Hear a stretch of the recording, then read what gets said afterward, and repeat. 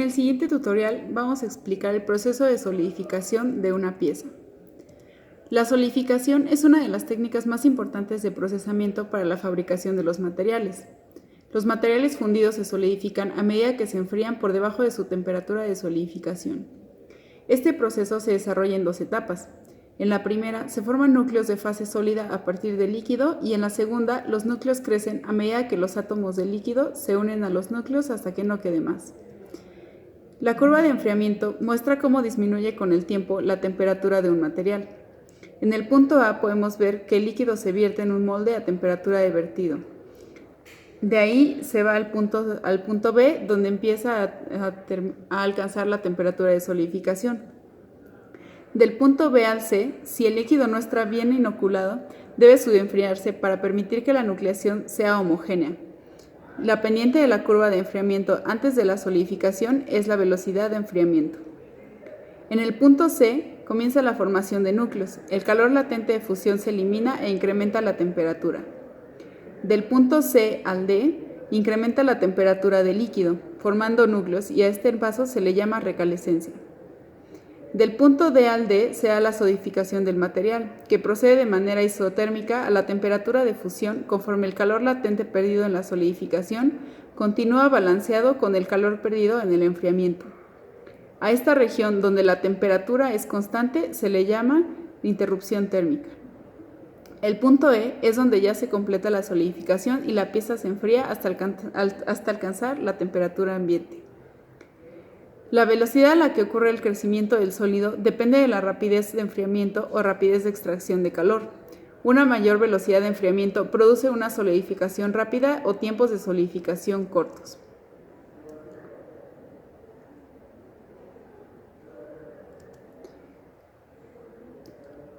El tiempo que se requiere para una pieza colada sencilla se solidifique por completo puede calcularse mediante la regla de Shvorikov.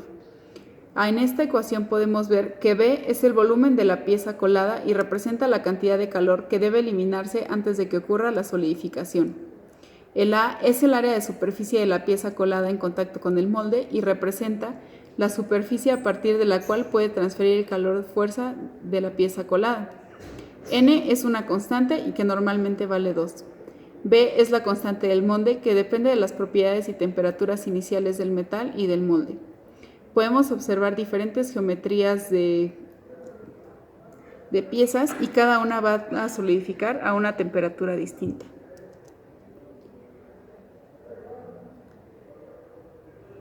La esfera es la forma que tiene la mayor relación de volumen sobre área, por lo tanto es la figura que más va a tardar en solidificar.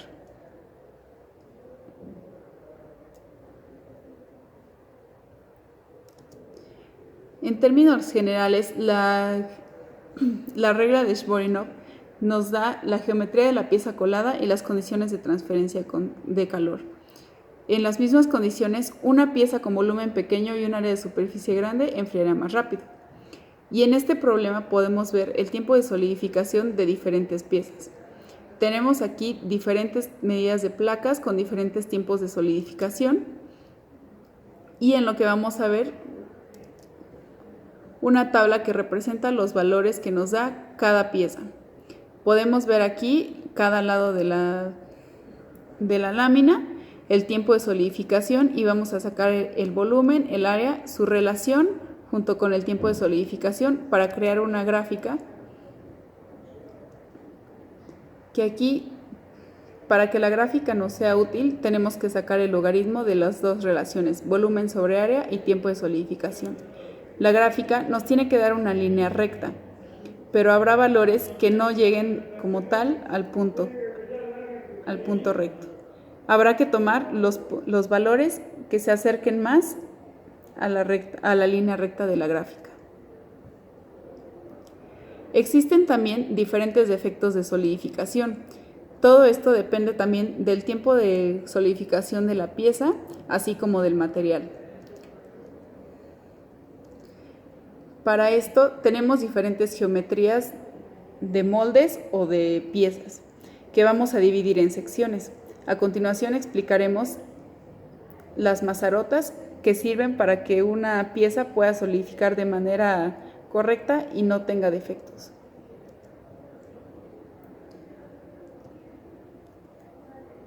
En estas imágenes podemos observar distintos tipos de defectos en solidificación. Empezaremos con contracción. Las mayorías de las contracciones se presentan como cavidades si la solidificación comienza en todas las superficies de la pieza colada, si una superficie se solidifica de manera más lenta que otras, etc. Una técnica común para evitar la contracción por cavidades o rechupes es colocar una mazarota o reserva de metal que se conecta a la pieza colada. Conforme la pieza se solidifica y se encoge, el metal líquido fluye de la mazarota para rellenar los espacios vacíos. Por lo tanto, es importante que la mazarota solidifique después de la pieza para que sea eficiente. En este caso sería un 25% más que la pieza solidificada. También tenemos la contracción interdendrítica, que ocurre cuando aparecen poros por contracción entre dendritas. Este efecto es difícil de prevenir por el uso de mazarotas. Sin embargo, las velocidades rápidas de enfriamiento pueden reducir este problema, haciendo que las dendritas se acorten y permitan que el líquido fluya a través de la red dendrítica hasta interfase sólida donde se solidifica. Tenemos también la porosidad gaseosa. Muchos metales disuelven una gran cantidad de gas cuando se funden, formando burbujas que pueden quedarse atrapadas en el metal sólido, produciendo este defecto. Para minimizarlo, se debe mantener el líquido a una temperatura baja, adicionando materiales para que se combinen con el gas y formen un sólido. Así aseguramos que la presión parcial del gas permanezca baja.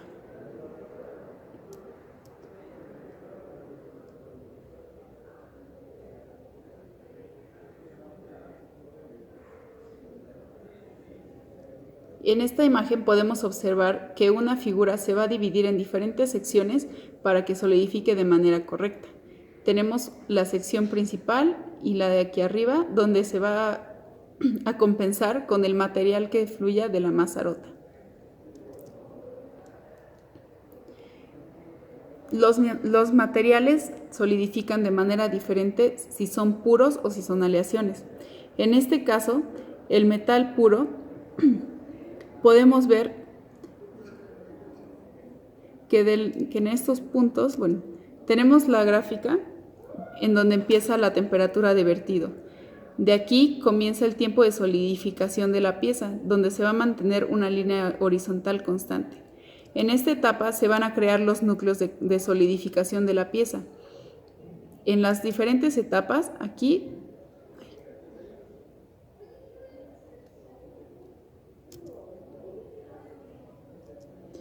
podemos ver que del punto C al D y al E se van a empezar a aparecer los núcleos de solidificación. Los núcleos comienzan a crecer hasta que el material solidifica y se vuelven granos equiaxiales. En este paso, el metal ya se encuentra en un estado sólido. Y del punto F al G, la microestructura del material sigue en estado sólido hasta terminar de enfriarse. En este caso, la microestructura ya no cambia. Pero es diferente la solidificación de una aleación, en la que la curva de enfriamiento no es la misma, ya que a partir del punto D, debido a la aleación, esta inclinación se le llama rango de solidificación porque el material no solidifica a la misma temperatura como habíamos comentado. El intervalo de solidificación es donde los núcleos comienzan a crecer y empezamos a ver desde el punto C, D y E un rango que vamos a expresar en nuestra gráfica. El diagrama de fases muestra las fases que se espera que estén presentes en un sistema de condiciones de equilibrio termodinámico. Y a este diagrama de fases en los que los constituyentes exhiben una solubilidad sólida completa se le conoce como diagrama de fase isomorfo, que vamos a explicar en las siguientes diapositivas.